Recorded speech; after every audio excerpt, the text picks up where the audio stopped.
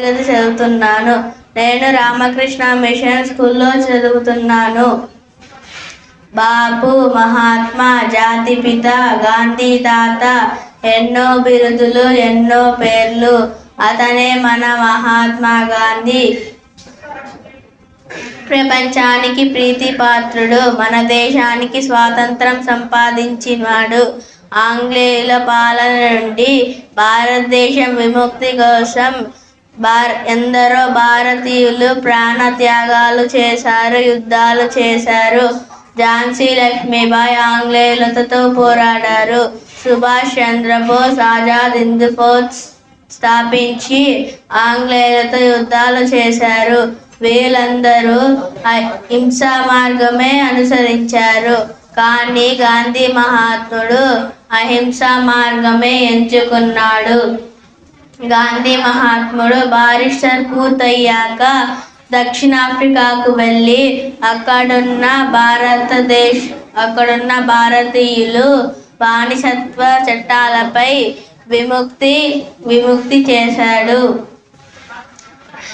భారతదేశం తిరిగి వచ్చేసరికి స్వాతంత్ర పోరాటాలు జరుగుతున్నాయి. ఆంగ్లేయులు వాటిని అణిచివేయసాగారు. గాంధీ మహాత్ముడు భారతదేశం మొత్తం పర్యటించారు. ప్రజలందరి దుస్థితిని చూశాడు. ప్రజలందరినీ ఒక్కటి చేయాలని నిశ్చయించుకున్నారు. అహింసా సత్యాగ్రహాలు, సహాయ నిరాకరణ కార్యక్రమాలలో ప్రజలలో చైతన్యం కలిగించాడు. సర్దార్ వల్లభాయ్ పటేల్, బాబు రాజేంద్ర ప్రసాద్, జవహర్లాల్ నెహ్రూ వంటి నాయకులు కాంగ్రెస్ మహాసభలు నిర్వహించారు. స్వదేశ వస్తువులు వాడాలి, విదేశ వస్తువులు వాడరాదు అని ప్రకటించారు. గాంధీజీ సాగించిన ఉప్పు సత్యాగ్రహం ఎందరినో ఆకర్షించింది.